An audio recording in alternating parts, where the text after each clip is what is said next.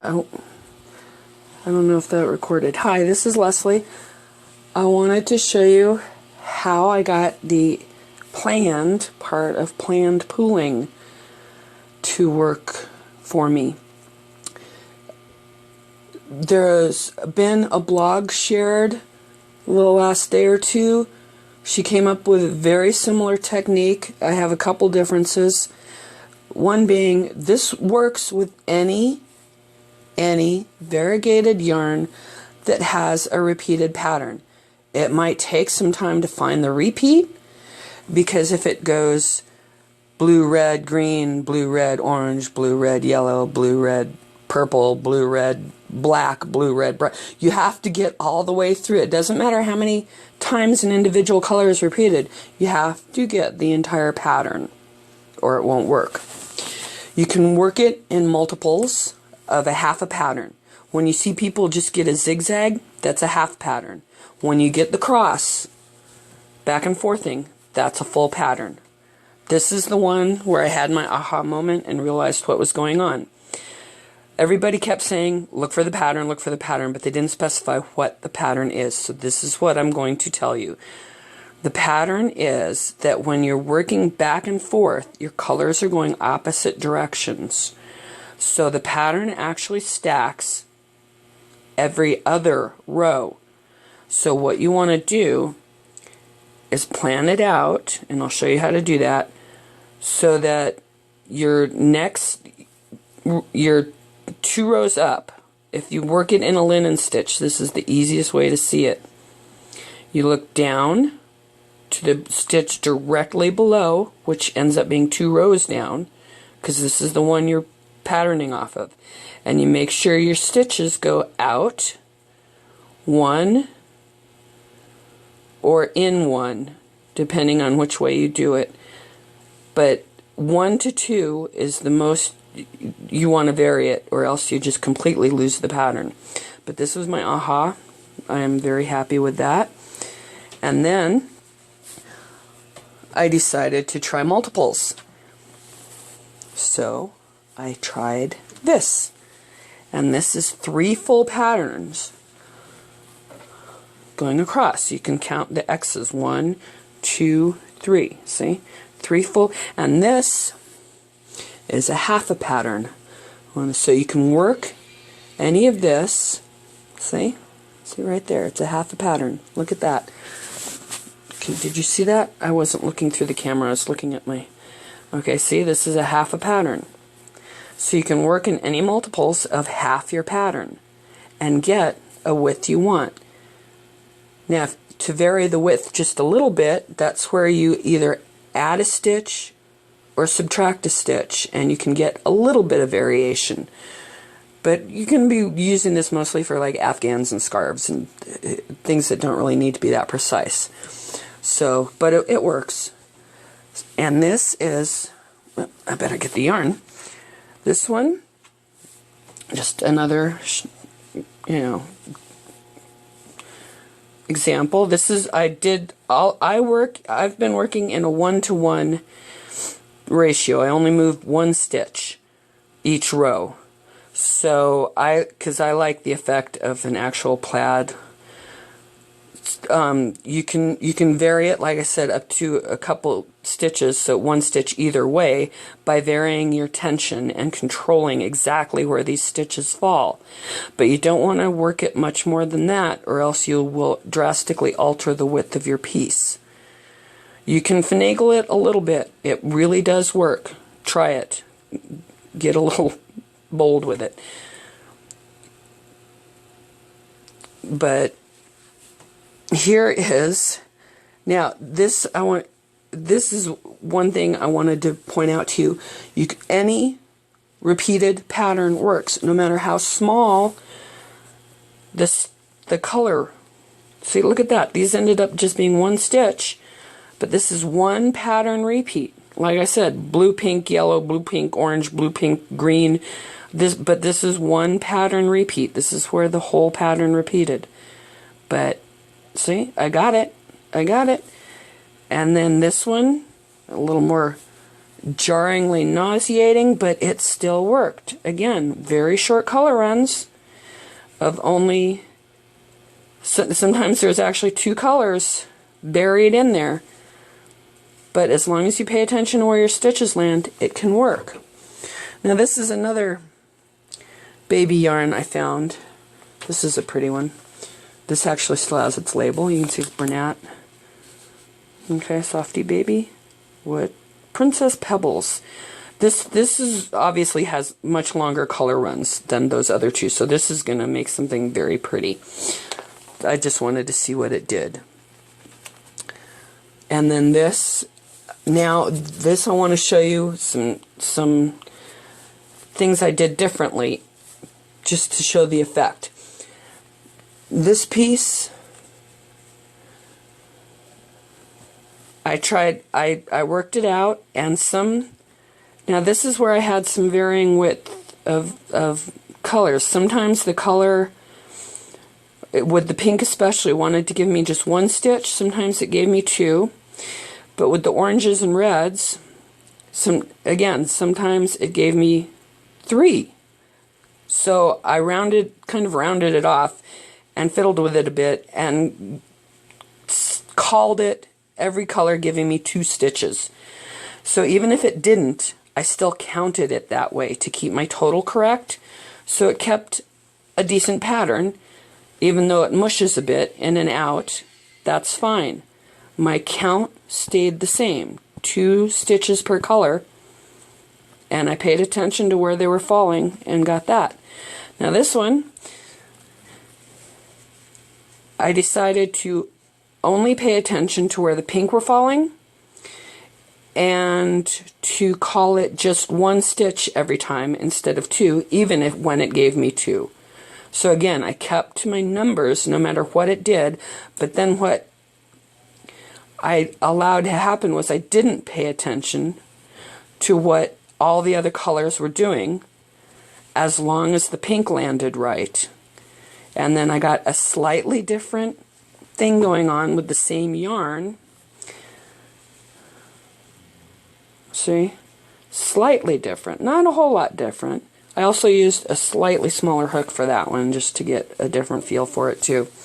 So that was one effect I got.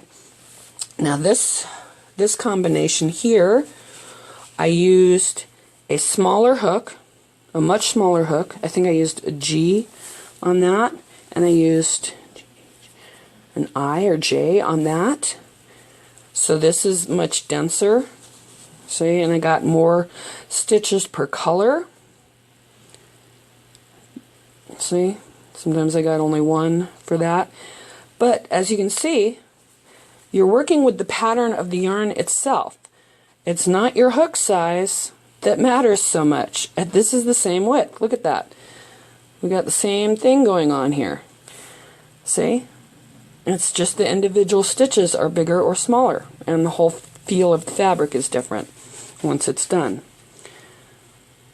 So whatever hook you use, just keep your tension, your personal tension, fairly medium, so you have room to maneuver. You have room to make it tighter or looser to make up for dyeing problems and other weird things going on.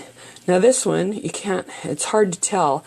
What I did with this was instead of falling a stitch ahead, I actually fell a stitch behind.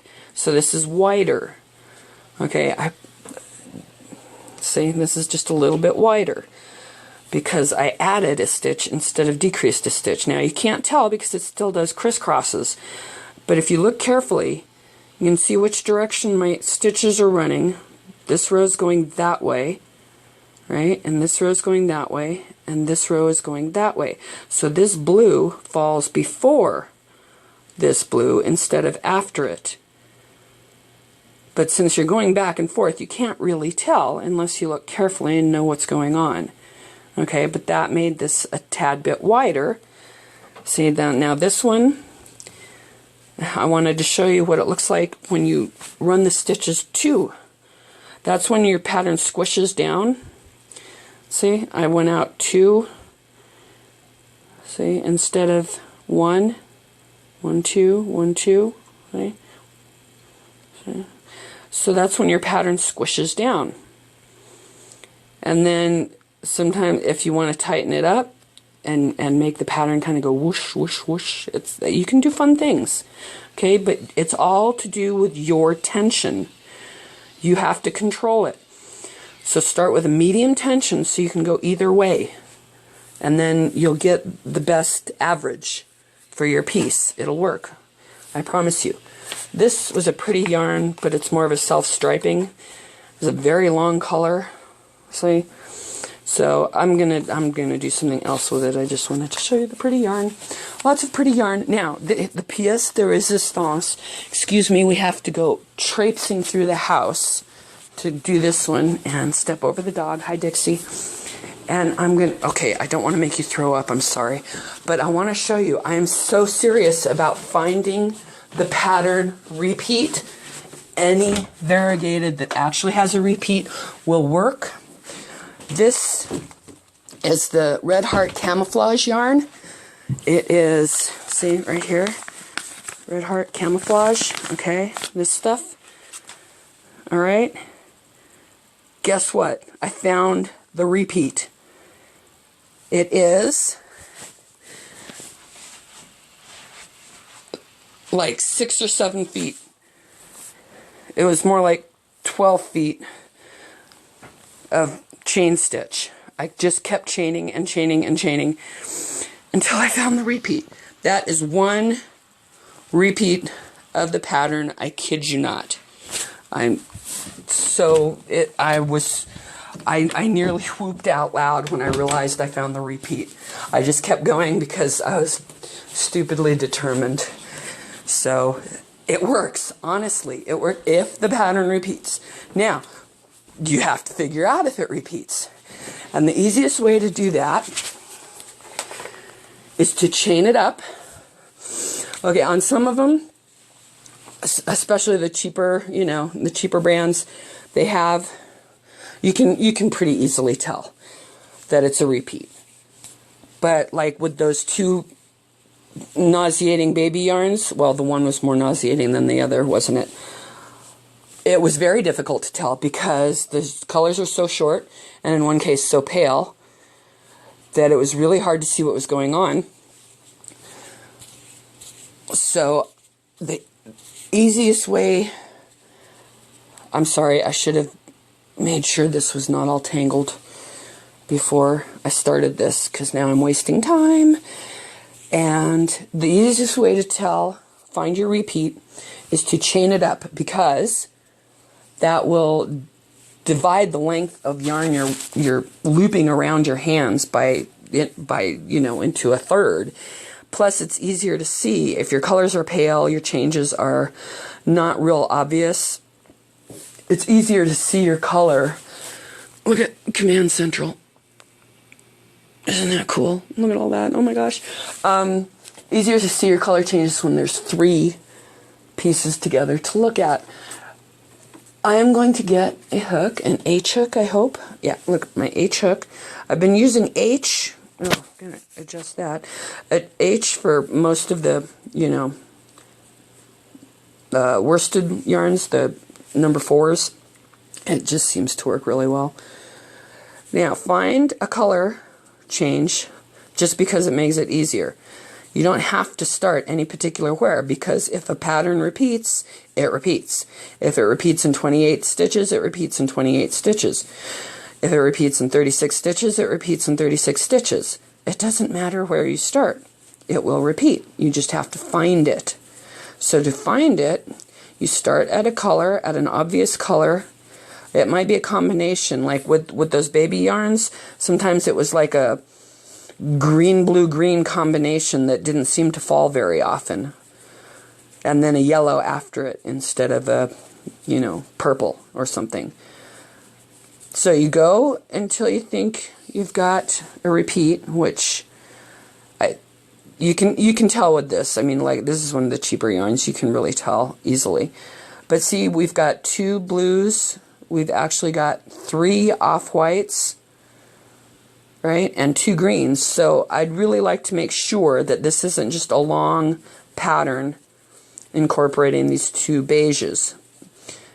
So what you want to do is go till you think you've got at least 2 complete pattern revolutions, and then you compare them by looping them around. You don't go back and forth because then that turns it backwards. You go around. See, there's another beige, so I think I've got it. So you loop it, you get back to your end, loop it at where you think it makes a circuit.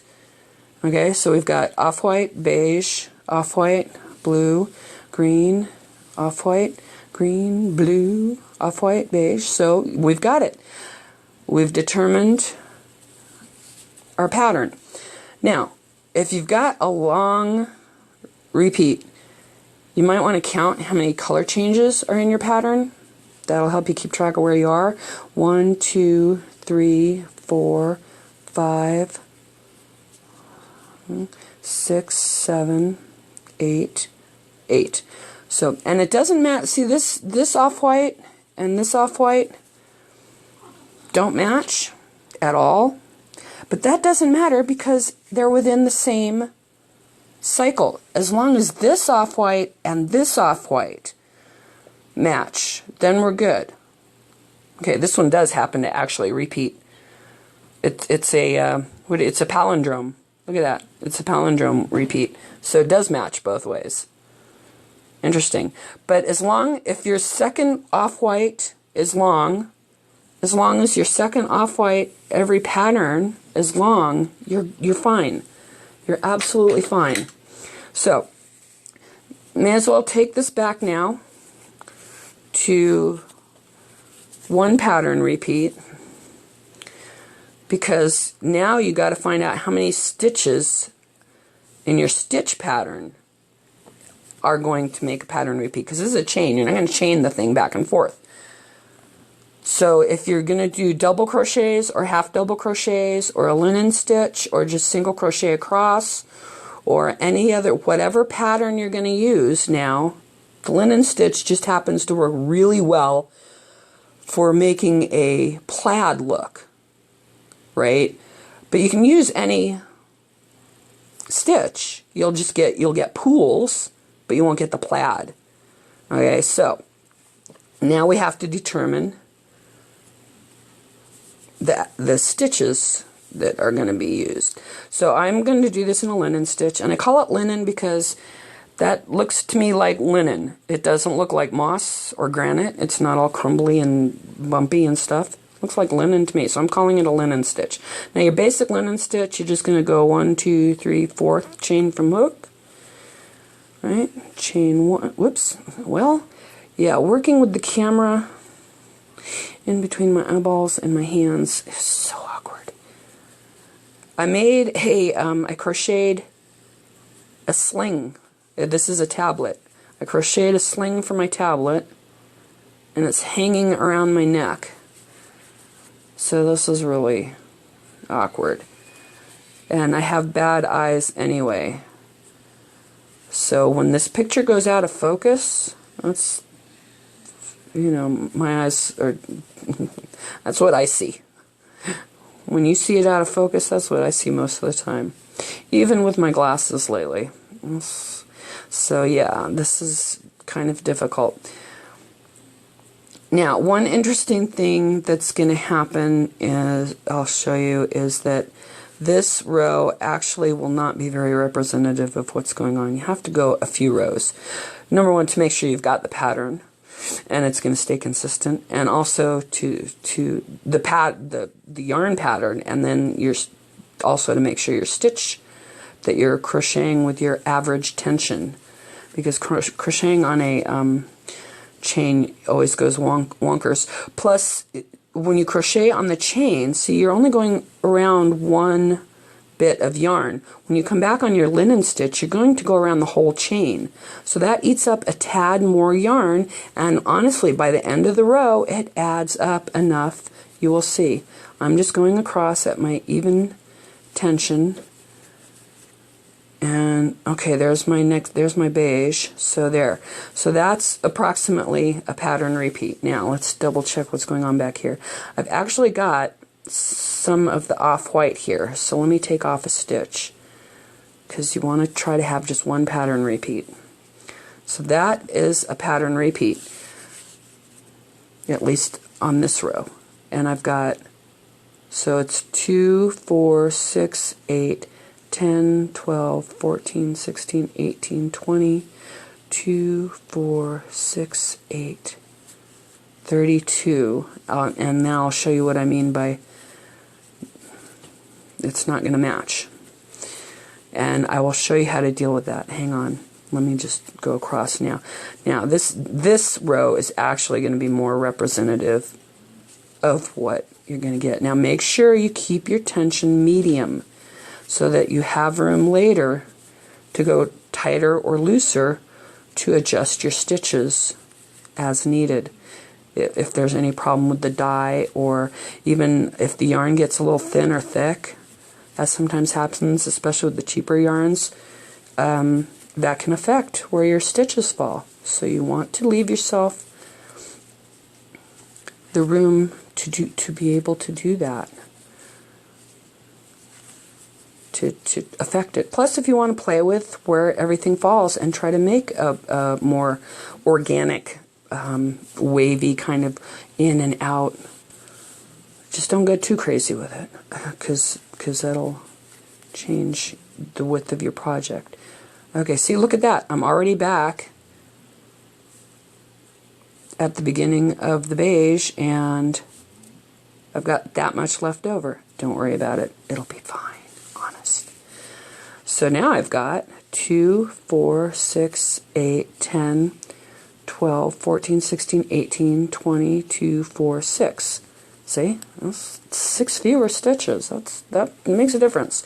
So now, this is where we get to have some fun. Okay, we can't worry about that first row. We just need to go across now, because your tension went weird for that first row. So right now that row doesn't count as your first row. So don't worry about it. Just now go back and make sure that you've got a pattern repeat.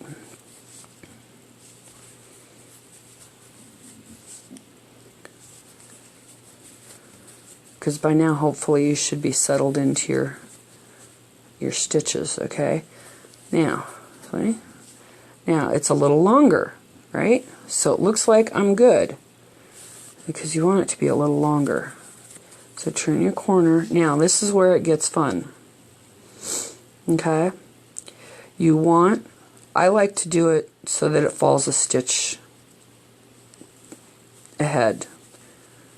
Okay, so that's, I'm going to tighten this up. So you look at it like I said, the row directly below. So it's 2 down.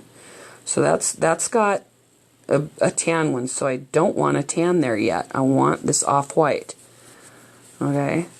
So I want my tan here. Okay. Oop, I got to tighten that up a bit, because we want to push our stitch just a little bit this way.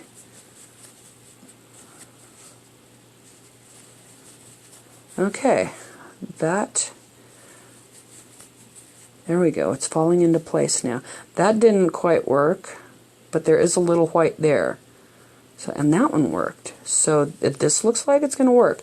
We could yet adjust, so don't worry if it's not looking too great yet. We're just trying to make sure we've got the pattern. Okay, the screen is back here, the screen is here. This is off-white, this is off-white. We're looking good. I'm keeping it a little tight, trying to make sure that stitch falls further to the left. You see, off-white, so we've got 2 off-white there. Remember, one of those off-whites was a little long. Okay, we've got a green directly below. so we want the green to fall next one over. We're looking good. Okay, we've got a half blue, half green, so this one can be green or blue or half green, half blue. That's where you get your fiddle room. It's cool. As long as you keep your pattern going, you're going to be fine. Okay, now we've got off-white here. Okay, so off-white. Okay, and this is like a partial off-white, partial tan. So we'll kind of loosen the tension a bit because we were a little too far over now. So tan, beige, whatever you want to call it, off-white, off-white, and blue. It didn't quite get there, but we'll just loosen the tension a tad. Okay, and green. See, there we go. Green. Alright. Green. And off-white. Right? And more off-white. And more off-white.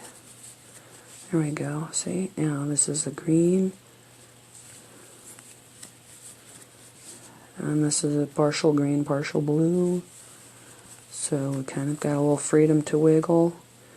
Blue.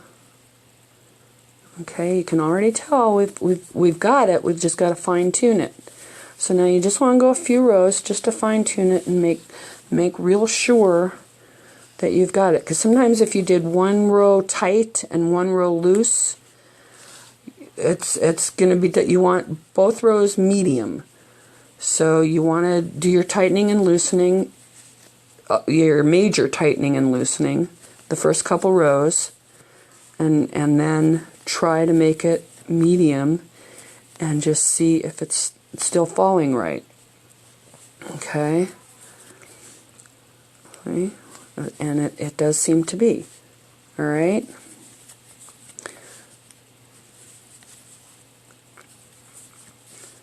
So if you're doing a multiple, if you're going to do more than one repeat across, you want to multiply your full pattern, because this is not quite the full pattern, because we took one stitch off in order to make it fall one ahead, or you added one stitch to make it fall one behind when you're going back. So you multiply by the full pattern and then take off a stitch or two or add a stitch or two to make it fall right.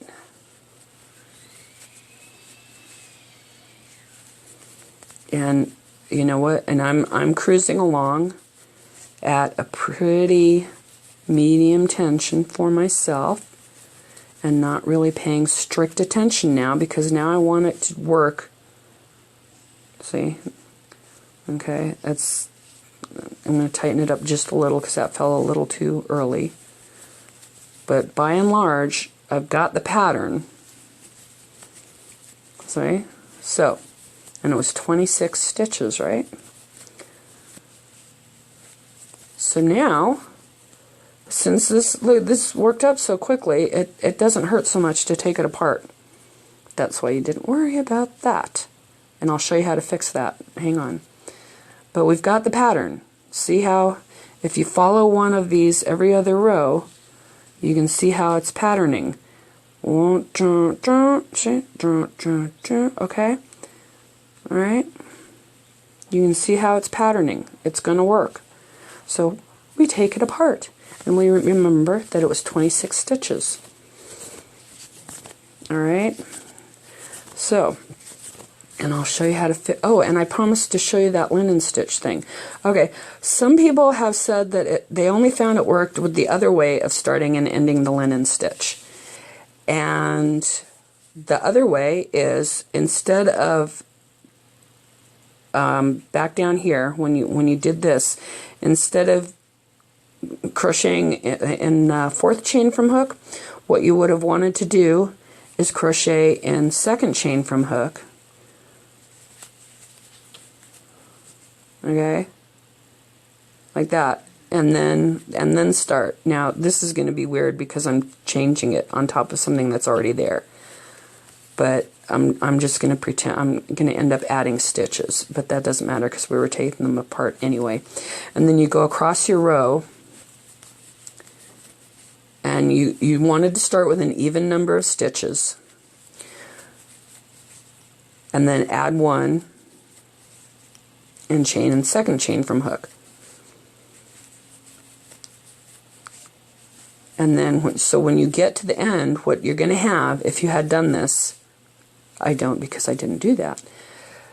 What you're going to have only one chain left once you've done this. So you go ahead and single crochet into that, see, and then chain one, single crochet, chain one, and then see your pattern. You've got the linen stitch, but with a bit of a selvage edge to it. Okay? It kind of tidies up the edge if you want it more tidy. It gives you a little bit of a firmer edge if you're going to back it or hang it or something, I don't know, or whatever. Okay? Because you have 2 single crochets at the end. And then, you know, instead of just that open loop. So now where this comes in handy though is sometimes that big triple one that I showed you, for some reason it only worked with an odd number of stitches. Well, that means that at one end I have the normal, I shouldn't call it normal, I have the mesh, see, ending, and at the other end what I did was I only took off 1 stitch instead of 2 stitches. So I did that at one end, right?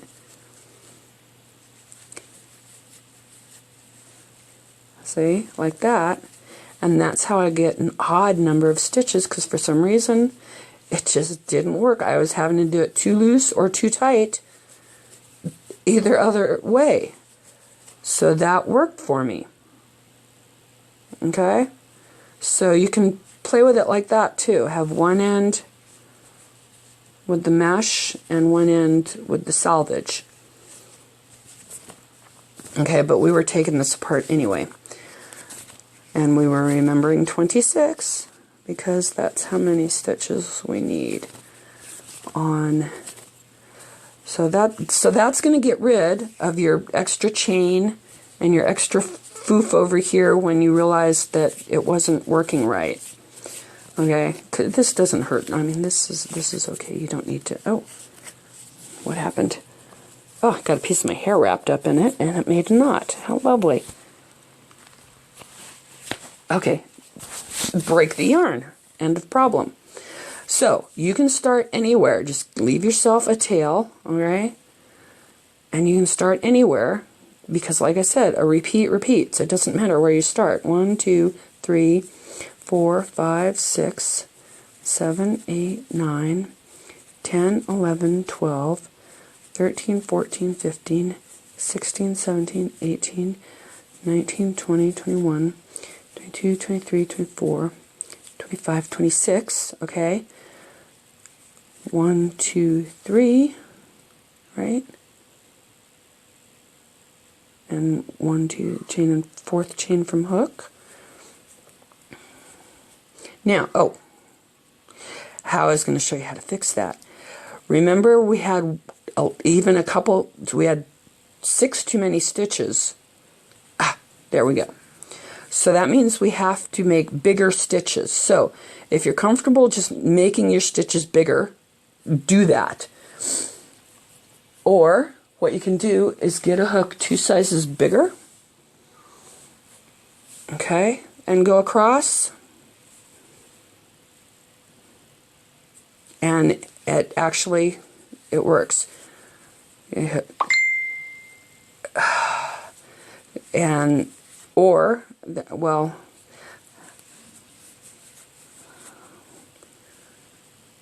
or you can get a hook another thing I did was actually I got a hook a couple sizes smaller.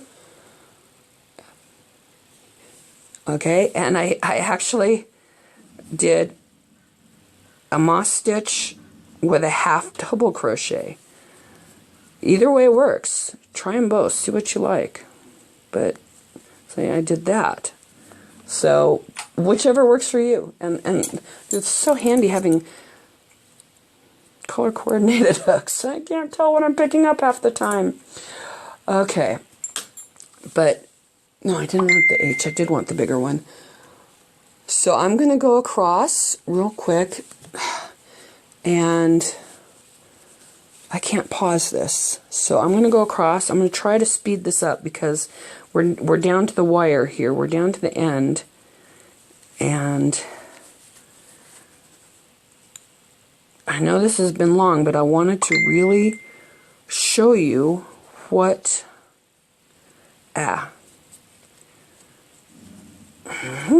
Yeah, that was helpful. I try to speed up and I mess it up. Okay. I really wanted to show you this part though, so you don't have to worry about having extra bits, because that would not have been very pretty, would it? So I've got my huger hook. So it was 2 sizes bigger, J, because I was using an H hook. Oh dear, looks like I screwed up somewhere, huh? Or I miscounted. Ooh, Dixie, what was that for? Must have miscounted, so let's see, 2, 4, 6, 8, 10, 12, 14, 16, 18, 22, 4. Okay, well this is 26. So, there we go. Okay, you can just tighten that down or even take that out if that bothers you. But it's mine, it doesn't bother me. So, okay, get back to my H hook. And go into the pattern. Did I happen to start the same? I did. Look at that. How funny. Okay. Now, this is going to look weird at first, but it's alright. So just make sure you've definitely fixed your problem.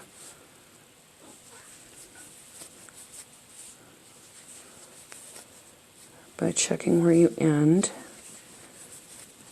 and then mushing the edges, mushing your turning chain just a little bit, working with the tension, get it sorted out.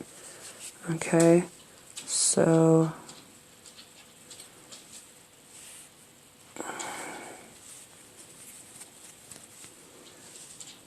okay.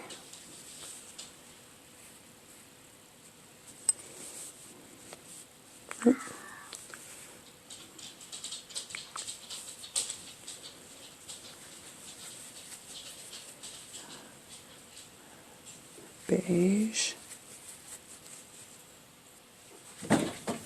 off-white, alright, blue. Okay, so we're a little off, but not enough to worry about. We can just fiddle with the tension a little bit. I'm making this one a little bit loose just to get it back into pattern. Because we went 26 on that one, and it certainly worked. So I'm just gonna, there we go. See, we're back into pattern already. And you can already tell, you don't have to go several inches. You can tell you're in pattern. Look at that, off-white, off-white, green, green, grass of home, and okay, well, that blue fell a little early, but we're not going to worry about it too much. I'll just tighten it back up just a skosh.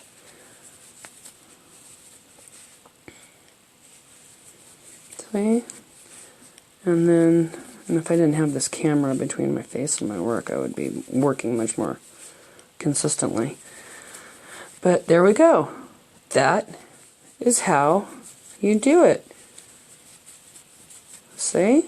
And it'll work every time as long as you have a variegated yarn with a definitive repeating pattern. It works. See? And if you just set your pattern and then, you know, take it out, because it didn't take long to do those few rows. Okay? And get comfortable with that.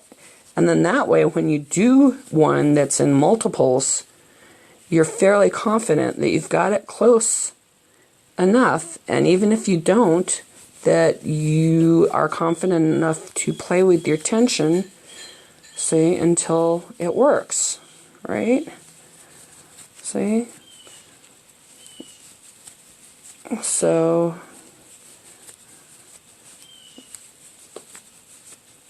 there you have it, gentlemen. What more evidence do we need? And if you're a Jesus Christ Superstar fan, you don't want me to repeat that sentence. But see, we've got a good start. We've just got to finesse it a little bit to make darn sure that that pattern falls right, but we know it's going to. Okay? I hope this helped. If you have any questions, I can try to answer them. If you want me to show you something else, I can show you something else.